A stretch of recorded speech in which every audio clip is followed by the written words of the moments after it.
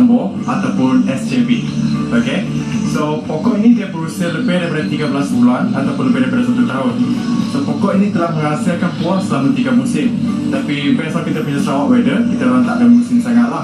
Buah ini dia boleh dipetik dalam masa 70 hari lagi. Peratusan untuk buah ini dipetik adalah dalam 70% ke 80% musim.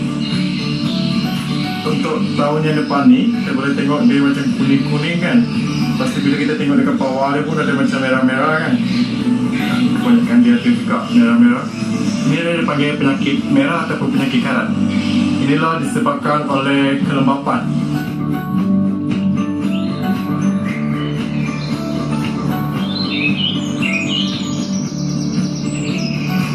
So kalau kita nak cerita pasal asal pokok ini, dia adalah daripada Turki. So dekat Turki, kelembapan dia terlampau rendah. Tapi bila dekat Borneo, kita boleh tengok kelembapan kita terlampau tinggi. Dia adalah dalam 75% ke 80% kelembapan. Dan satu lagi, kalau kita tengok sini, daun dia adalah terlampau kering. Ini disebabkan dia terkena air. Bila terkena air, lepas tu greenhouse dia panas, dia akan jadi kering macam ni lah. So untuk mengatasi penyakit merah macam ni dengan yang ni, so greenhouse dia kena panas sentiasa lah. Bila cuaca terlalu panas, so penyakit merah dia akan berkurangan.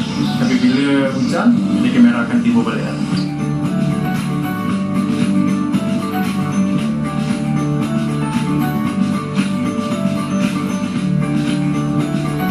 Jika kita lihat pada pokok ni, dia ada terdapat warna benda-benda yang warna hijau.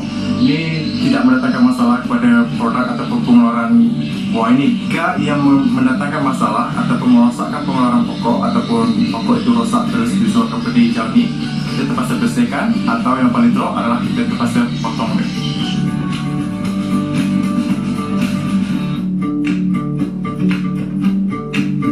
Pokok ni pun dibawa ke Malaysia secara tidak sengaja oleh pengumpul hobi.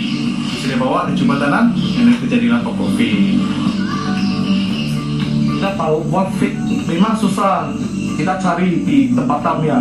Biasa banyak adalah import ya. Dan kita juga boleh tahu fig adalah satu buah yang kuat mahal yang kita dapat di pasaran ya. Oleh itu kita bawa ini fig yang cuma di sini sebab percaya dapat ditanam di Sarawak sini. Ini adalah merupakan satu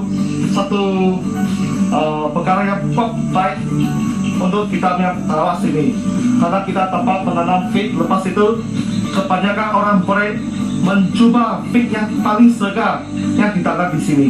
Potensi memang kuat tinggi karena fig adalah satu makanan kuat berkhasiat bagi orang, dan semakin banyak orang kena fig sudah.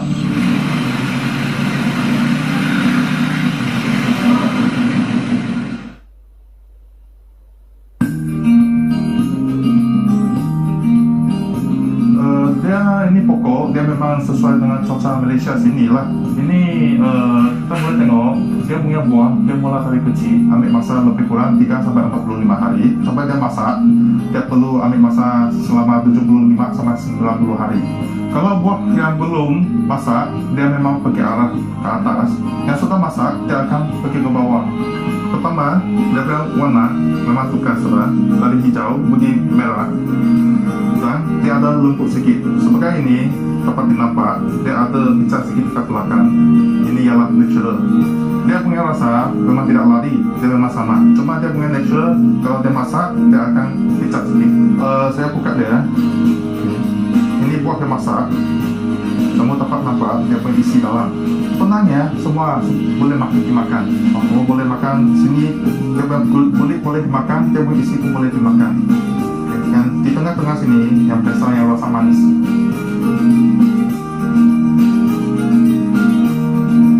Ini adalah CDA, dia jenis yang warna kuning.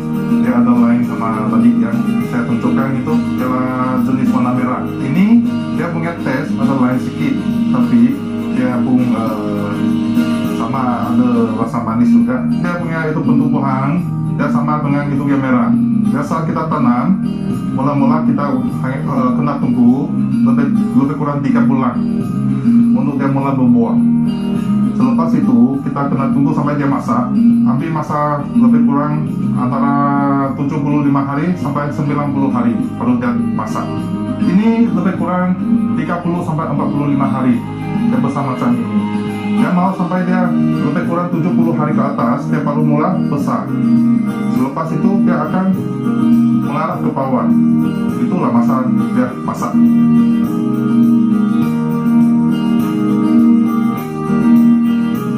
Ini tempat untuk packaging. Setiap hari kami lepas itu kutip itu buah segar dari greenhouse, kami ada hantar masuk bilik ini. Dia akan dikategori dua proses. Yang pertama pergi select, pergi pilih buah yang tak ada pecah, nanti itu skin tak ada damage. Selepas itu kami akan timbang dia. Nanti ikut timbang kami akan kategorize pergi masuk mana satu. Macam kami ada premium size, medium size sama small size.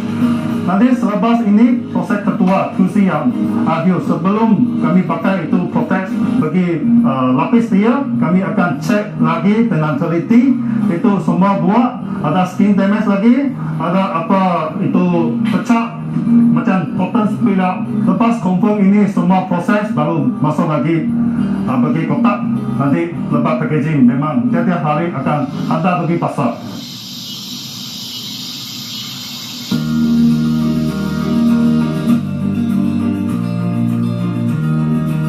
Kita ada business plan, kita ada business vision. Kita mengharap mungkin setahun dua nanti ramai orang akan bertanam dengan tanam pokok ini lah, dan tahu yang pokok ini boleh menghasilkan buah dan boleh dikomersialkan. Dan kalau boleh kita nak buat bisnes ini lebih besar. Kalau betul local market tidak dapat absorb, kita bercadang untuk export market. Dan kita mengharap juga lah pihak Kementerian Pertanian Sarawak, Jabatan Pertanian Sarawak dapat melihat potensi tanaman ini dan dijadikan salah satu tanaman impak tinggi di dalam negeri kita lah.